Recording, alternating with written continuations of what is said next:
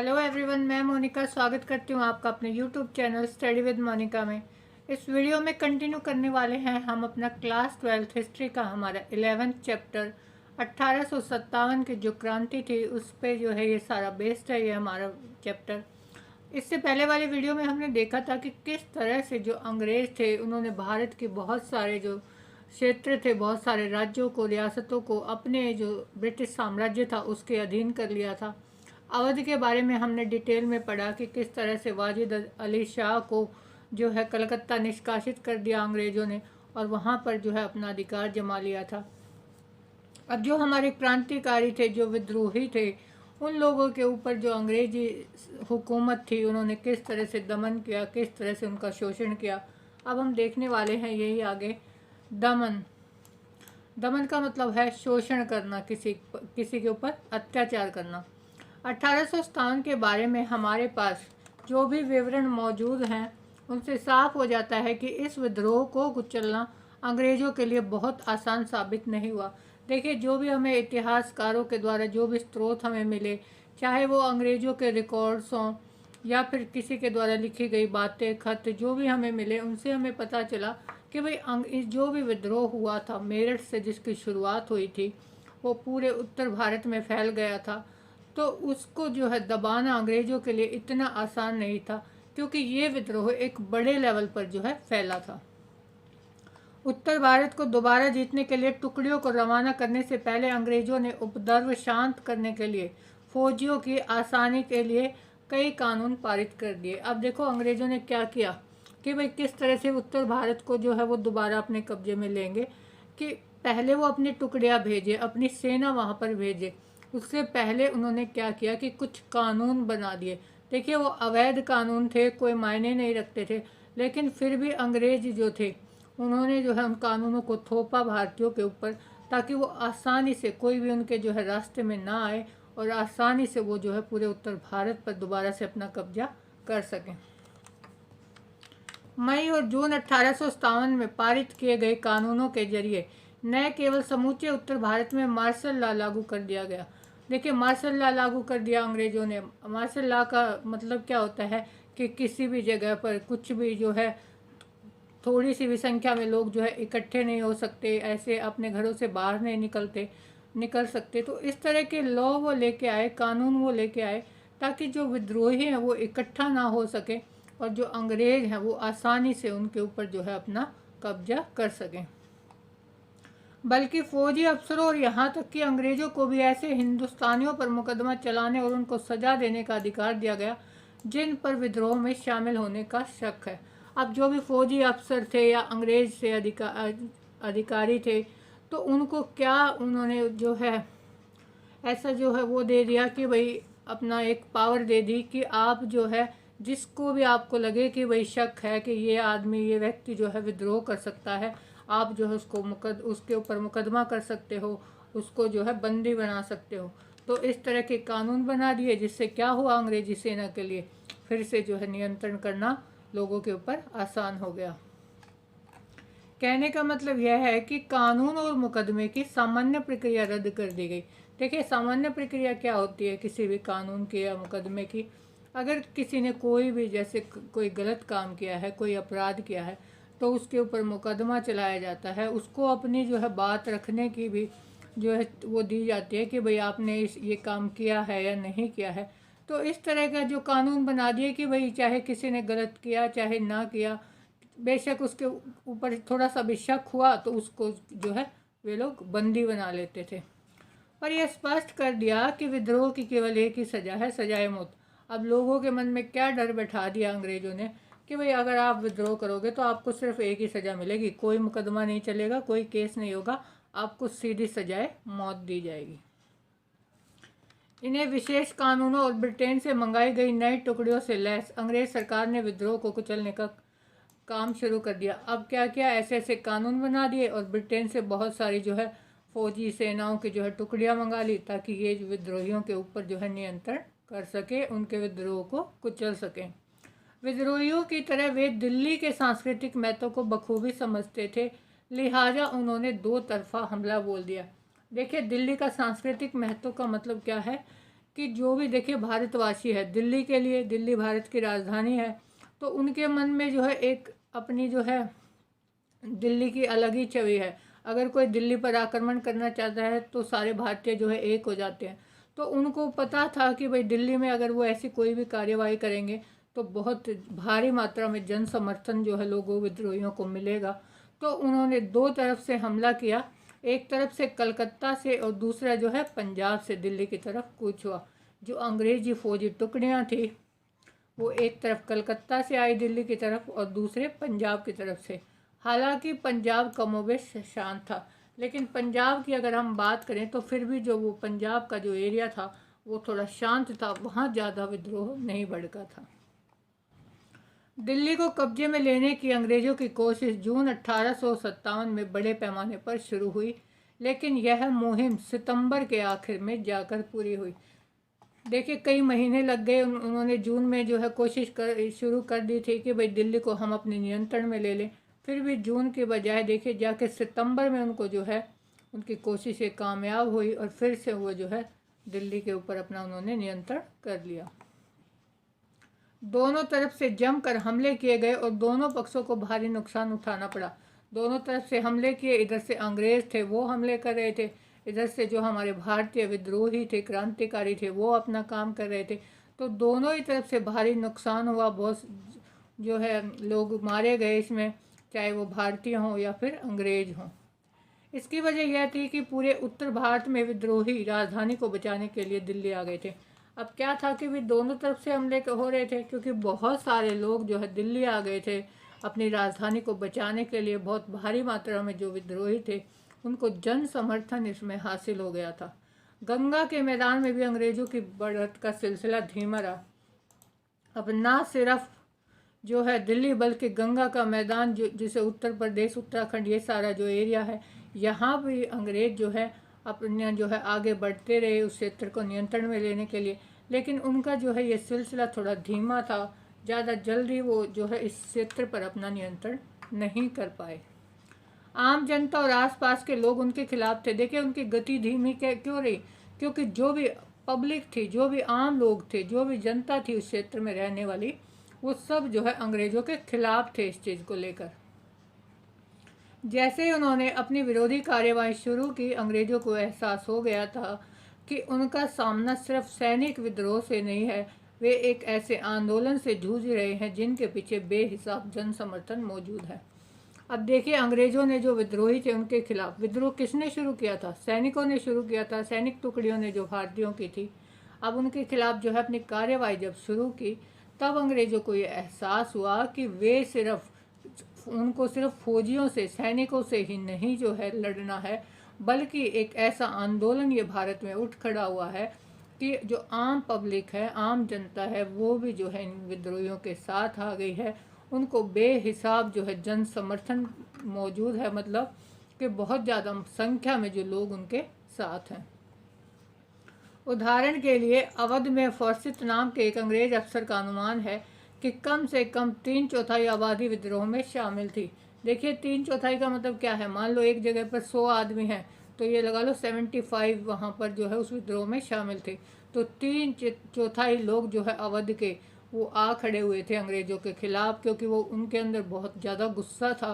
उनके नवाब को जो है बाहर निकाल दिया था और एक सहायक संधि थोप कर अवध को जो है अंग्रेज़ों ने अपने नियंत्रण में ले लिया था। इस इलाके को लंबी लड़ाई के बाद जाकर वे अपने नियंत्रण में ले पाए थे। बड़े बड़े जमींदारों को आश्वासन दिया गया कि उनको उनकी जागीरें लौटा दी जाएगी। अब क्या कर रहे थे अंग्रेज कि जो बड़े बड़े जो जमींदार थे वो चाहते थे कि भाई हमें इन जमींदारों का समर्थन हमें मिल जाए, तो उनको आश्वासन दिया कि भाई जो तुम्हारी जो जागीरें हैं वो हम तुम्हें लौटा देंगे। विद्रोह का रास्ता अपनाने वाले जमींदारों को ज़मीन से बेदखल कर दिया गया और जो वफादार थे उन्हें इनाम दिए गए।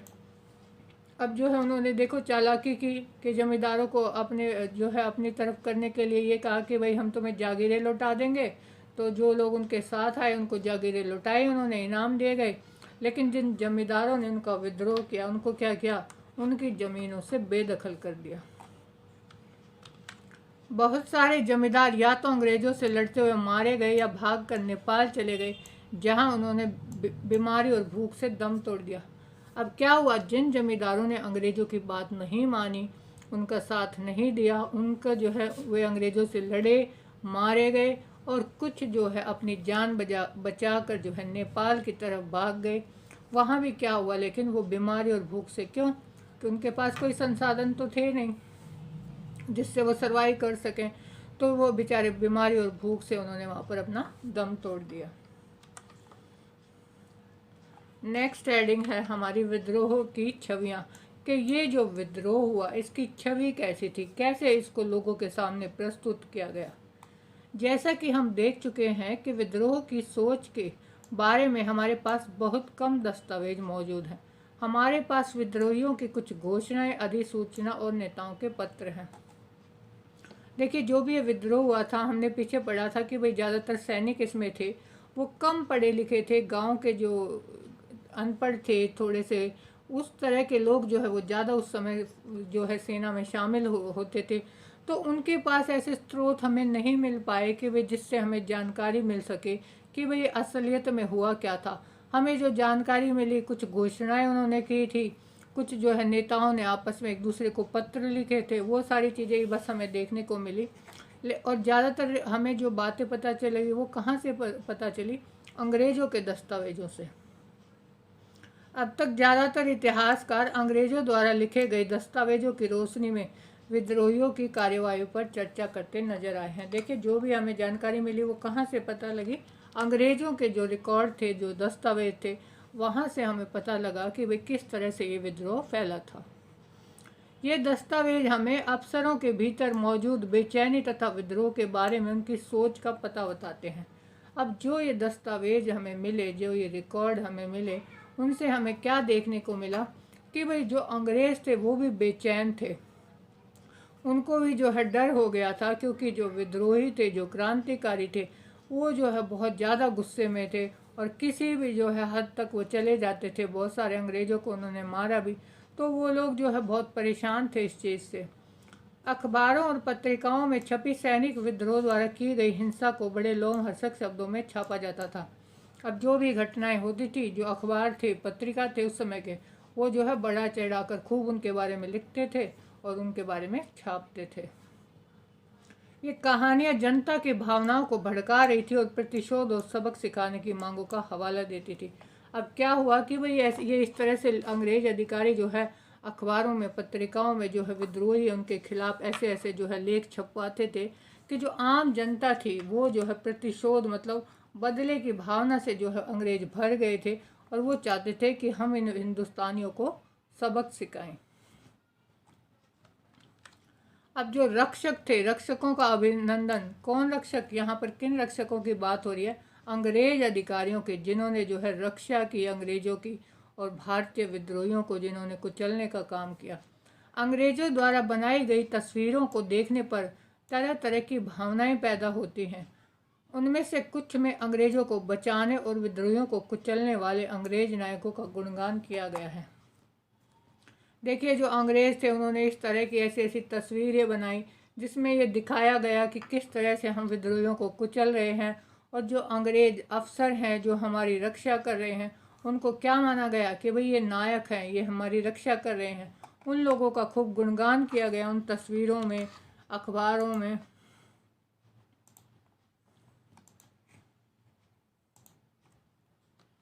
जब विद्रोही टुकड़ियों ने लखनऊ पर डेरा डाल दिया था, तो लखनऊ के कमिश्नर हेनरी लॉरेंस ने ईसाइयों को इकट्ठा किया और बेहद सुरक्षित रेजिडेंसी में पनाह ले ली। देखिए, जब लखनऊ जो था वहाँ पर जब विद्रोहियों ने कब्जा किया, तो लखनऊ का जो कमिश्नर था हेनरी लॉरेंस, उसने ईसाइयों को, मतलब अंग्रेज अधिकारियों को जो है इकट्ठा किया और एक सुरक्षित जो रेजिडेंसी थी, एक सुरक्षित जगह पर वो उनको लेके गया। लेकिन बाद में लॉरेंस तो मारा गया, किंतु कर्नल इंग्लिश के नेतृत्व में रेजिडेंसी सुरक्षित रहा। लॉरेंस मारा गया और जो कर्नल इंग्लिश था वो यहाँ पर जो है सैनिक टुकड़ियाँ लेकर आया, उसने जो है विद्रोहियों को कुचलने का काम यहाँ पर किया। 20 दिन बाद भारत में ब्रिटिश टुकड़ियों का नया कमांडर कॉलिन कैंपबेल भारी तादाद में सेना लेकर वहां पहुंचा और ब्रिटिश रक्षक सेना को घेरे से छुड़ाया। अब 20 दिन बाद जो है कॉलिन कैम्पबेल वहां पर आ गए, खूब सारी सेना लेकर आ गए वो ब्रिटेन से, और जो घेराबंदी कर रखी थी विद्रोहियों ने, जहां पर अंग्रेज़ों को घेर के रखा था, वहां पर उन सैनिक जो टुकड़ियां थी उन्होंने जवाबी कार्यवाही की और उन सैनिकों को, जो अंग्रेज़ सैनिक थे, उनको वहां से छुड़ा दिया। अंग्रेजों के बयानों में लखनऊ के घेराबंदी, उत्तरजीविता, बहादुराना प्रतिरोध और ब्रिटिश सत्ता के निर्विवाद विजय की कहानी बन गई। अब अंग्रेजों ने जो है अपने बयान दिए तो क्या कहा कि भाई लखनऊ में जो घेराबंदी हुई थी उसका हमने किस बहादुरी से हम लोगों ने जो है सामना किया, प्रतिरोध किया हमने उन विद्रोहियों का, और ये जो है निर्विवाद हमारे जो है, इसमें कोई शक नहीं है कि भाई ब्रिटिश जो है वहाँ पर विजयी हुए थे। बारकर की पेंटिंग कैंपबेल के आगमन के क्षण का जश्न मनाती है। देखिए, एक बारकर नाम के एक पेंटर हैं, उन्होंने कैनवास के माध्यम से एक पेंटिंग बनाई जिसमें ये दिखाया गया है कि किस तरह से जो अंग्रेज हैं लखनऊ में वो विजय हुए थे। पहले हम इस पेंटिंग को देख लेते हैं एक बार। देखिए, ये वो पेंटिंग है, इसमें ये दिखाया गया है कि बीच में जहाँ पर ये अंग्रेज अधिकारी खड़े हैं यहाँ पर काफ़ी उजाला है। इसका मतलब क्या है कि अंग्रेज़ों की जीत यहाँ पर दिखाई गई है। आगे आप देखेंगे तो जिस तरह से ये घोड़े और बहुत सारे जो जख्मी लोग हैं वो हैं पड़े हुए हैं यहाँ पर, तो इनको विद्रोहियों के रूप में हिंदुस्तानियों को दिखाया गया है। पीछे जो ये इनकी रेजिडेंसी है, यहाँ टूट फूट हुई, किस तरह से विद्रोह हुआ, तो ये बारकर के नाम के जो एक पेंटर थे उन्होंने अपनी ये तस्वीर बनाई थी, उसमें दिखाया था कि किस तरह से लखनऊ में विरोध हुआ था। अब इस पेंटिंग में क्या दिखाया है, कैनवास के माध्यम से कैंपबेल और ऑट्रम और हैवलॉक, इन तीन ब्रिटिश ऑट्रम और हैवलॉक नायकों की छवियां हैं। देखिए, तीन जो ब्रिटिशर्स थे उनकी छवि दिखाई गई है। जो तस्वीर है उसमें बीच में तीनों खड़े हैं, कैम्पबेल, ऑट्रम और हैवलॉक। उनके इर्द गिर्द खड़े लोगों को हाथों में के देखने पर दर्शक की निगाह चित्र के मध्य भाग की तरफ जाती है। जब हम उस तस्वीर को देखते हैं तो बीच में जो है हमारी नज़र जाती है, क्यों? क्योंकि वहाँ जो है उसको थोड़ा हाईलाइट किया है, वहाँ पर ज़्यादा रोशनी है। ये नायक ऐसे स्थान पर खड़े हैं जहाँ काफ़ी उजाला है। चित्र के अगले हिस्से में परछाई और पिछला तरफ टूटा फूटा रेजिडेंसी दिखाई दे रहा है। अगले भाग में शव पड़े हैं, घायल घेराबंदी के दौरान हुई मौत की गवाही देते हैं। कि भाई अगले भाग में जो भी शव पड़े हुए दिखाई दे रहे हैं वो क्या दिखाते हैं कि किस तरह से पहले इन्होंने विद्रोहियों ने घेराबंदी कर रखी थी अंग्रेज़ों की, और फिर जो अंग्रेजी टुकड़ियां हैं उन लोगों ने इनको जो है तहस नहस कर दिया था। जबकि मध्य भाग में घोड़ों की विजय तस्वीरें इस बात पर जोर देती हैं कि ब्रिटिश सत्ता का नियंत्रण बहाल हो चुका है। बहाल हो चुका है का मतलब कि जो ब्रिटिश हैं उन्होंने फिर से लखनऊ पर अपना जो है कब्जा कर लिया है।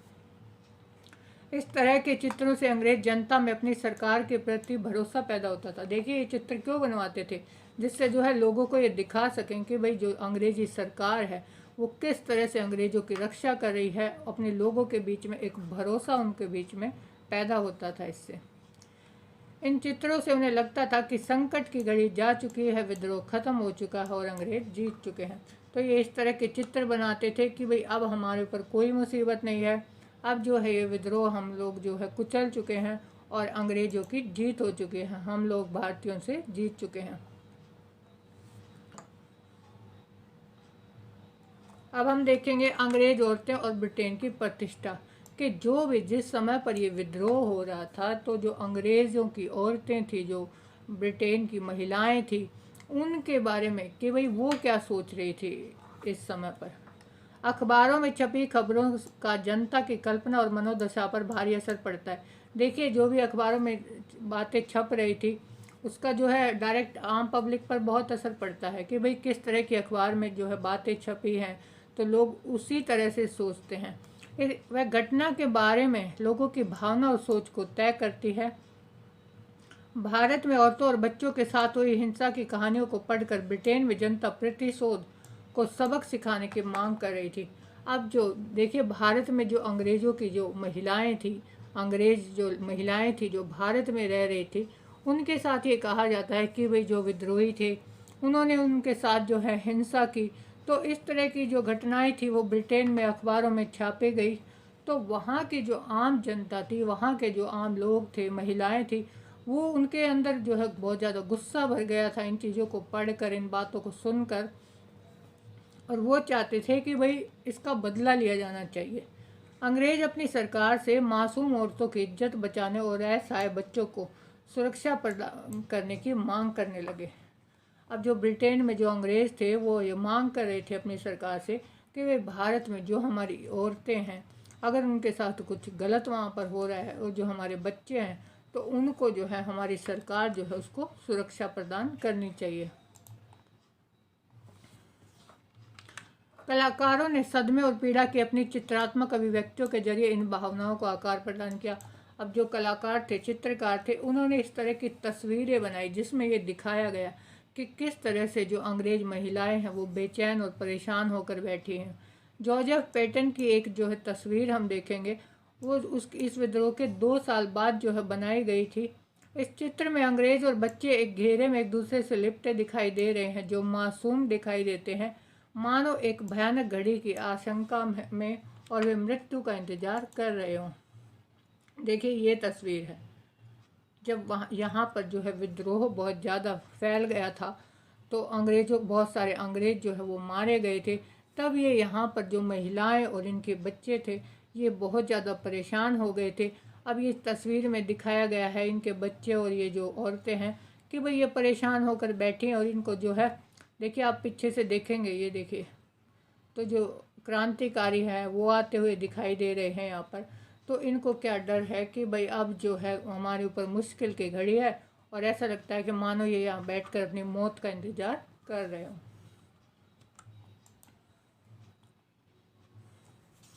अब प्रतिशोध और सबक। अब देखिए इतना सब कुछ हो रहा था, अखबारों में छप रहा था, जो है वो बढ़ा चढ़ा कर बातें वहाँ पर छापी जा रही थी ब्रिटेन में। तो जो अंग्रेज़ थे वो जो है प्रतिशोध, बदला लेना चाहते थे, और जो विद्रोही थे उनको सबक सिखाना चाहते थे। जैसे जैसे ब्रिटेन में गुस्से और सख्ते का माहौल बनता गया, बदले की मांग बुलंद होती गई।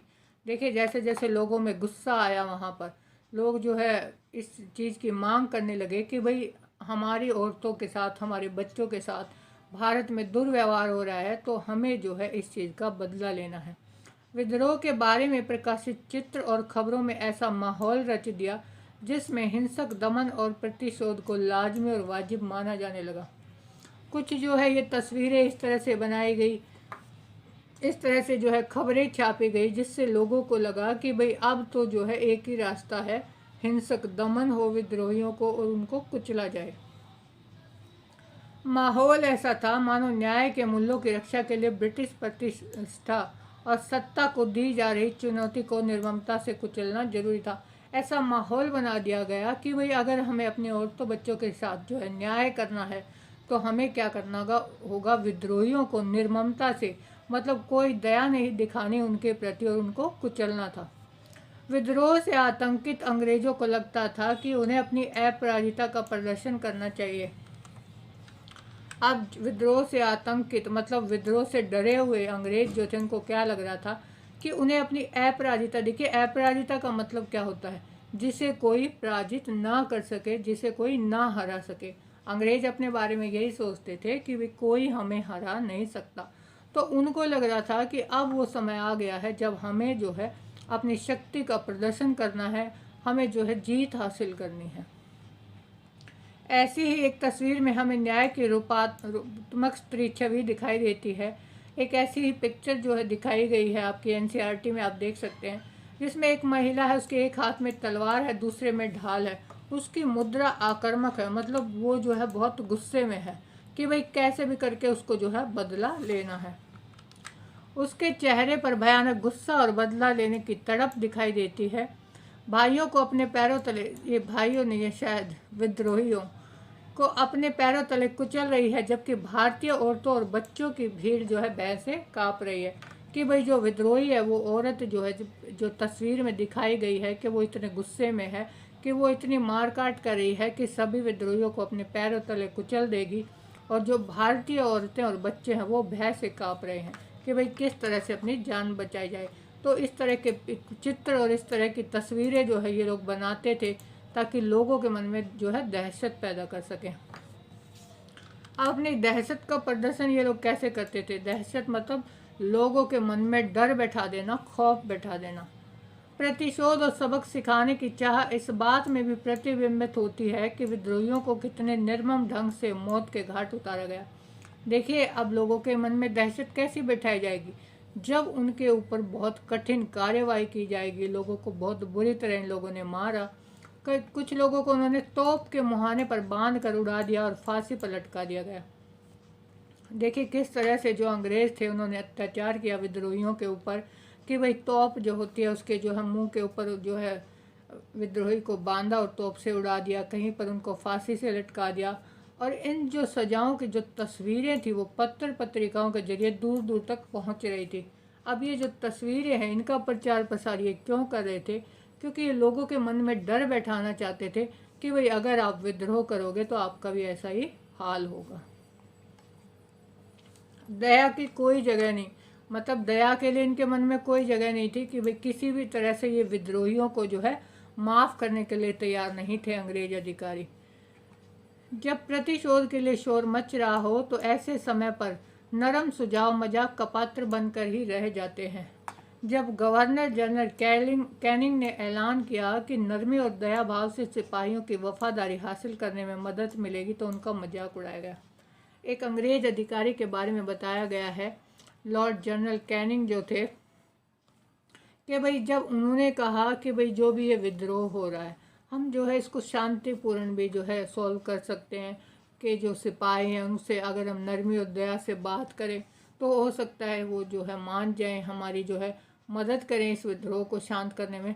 लेकिन जो ब्रिटेन के जो अंग्रेज जो थे उनके अखबारों में, उनकी जो है पत्रिकाओं में जो कैनिंग थे उनका खूब मजाक उड़ाया।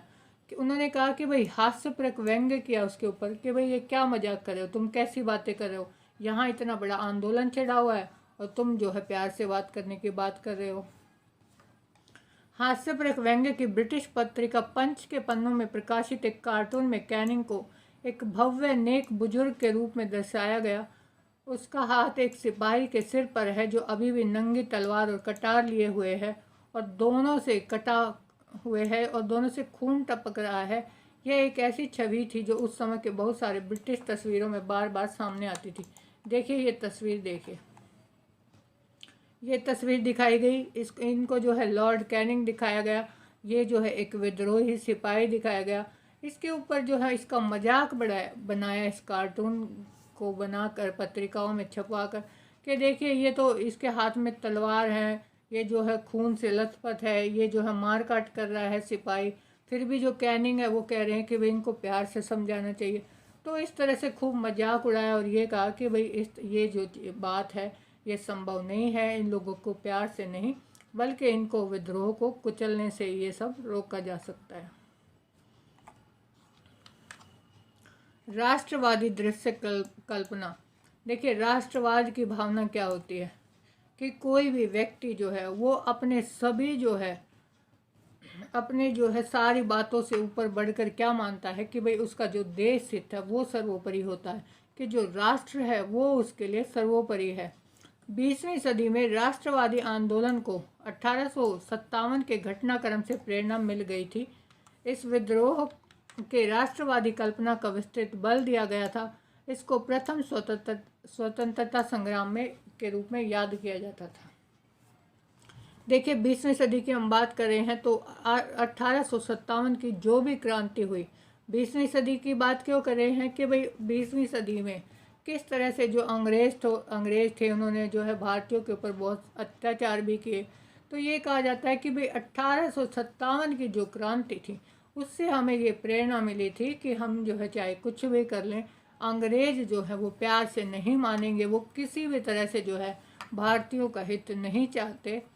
तो इस 1857 की जो क्रांति थी इसको प्रथम स्वतंत्रता संग्राम का नाम दिया गया था, कि भाई यहीं से शुरुआत हो गई थी अंग्रेज विरोधी कार्यवाहियों की,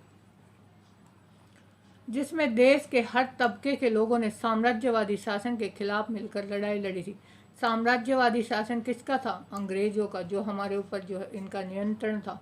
तो हर तबके के लोग, चाहे वो शहर के हों, चाहे वो गांव के हों, चाहे वो हिंदू हो, चाहे मुस्लिम हो या सिख हो, सभी लोग जो है एक साथ आ गए थे इस क्रांति में।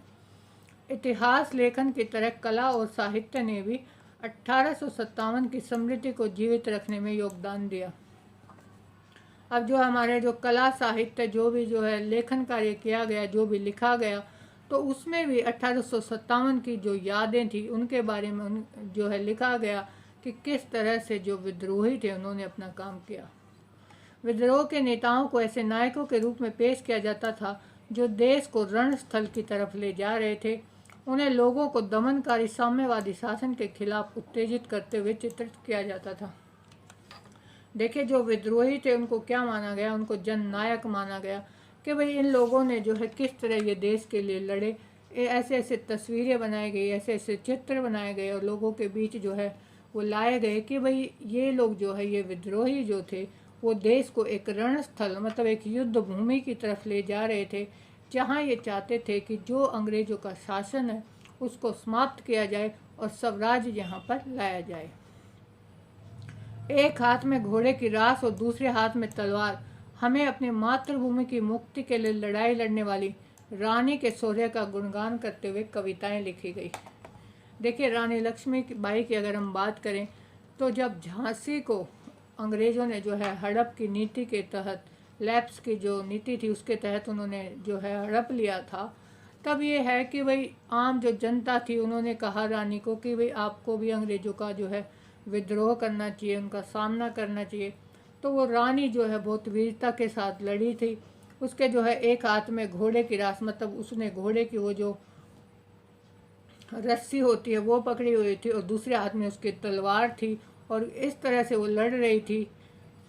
रानी झांसी को एक ऐसी मर्दाना शख्सियत, मर्दाना मतलब वो पुरुषों की भांति लड़ी थी। बेशक से वो नारी थी लेकिन वो इतनी कोमल और नहीं थी कि भाई वो जो है लड़ ना सके। वो बिल्कुल जो है पुरुषों की तरह रणभूमि में लड़ी थी। तो उनको जो है ऐसे चित्रित किया गया कि दुश्मनों का पीछा करते हुए, व्यक्तियों को मौत की नींद सुलाते हुए वो आगे बढ़ रही थी। देश के विभिन्न भागों में बच्चे सुभद्रा कुमारी चौहान की इन पंक्तियों को पढ़ते हुए बड़े हो रहे थे। खूब लड़ी मर्दानी वो तो झांसी वाली रानी थी। देखिए, ये झांसी वाली रानी, झांसी की जो रानी है लक्ष्मीबाई, उनकी एक तस्वीर है कि किस तरह से जैसे एक हाथ में उन्होंने जो है तलवार पकड़ी हुई है और ये इतनी जो है बहुत शक्तिशाली थी कि जब घोड़े पर जब जो है अंग्रेज़ों के साथ लड़ रही थी तो बहुत सारे लोगों को इन्होंने मार गिराया था। सुभद्रा कुमारी चौहान ने एक कविता लिखी थी, एक उसकी कुछ पंक्तियां हैं कि भाई हम बचपन से ये सुनते आ रहे हैं कि भाई खूब लड़ी मर्दानी वो तो झांसी वाली रानी थी, कि बिल्कुल जो है वो मर्दों की तरह लड़ी थी रानी लक्ष्मीबाई। तो यहाँ हमारे ये चैप्टर कंप्लीट होता है। अब आपने चैनल को सब्सक्राइब नहीं किया है तो कर लीजिए और बेल आइकन को प्रेस कर दीजिए ताकि नोटिफिकेशन आपको हमारी वीडियो की मिलती रहे।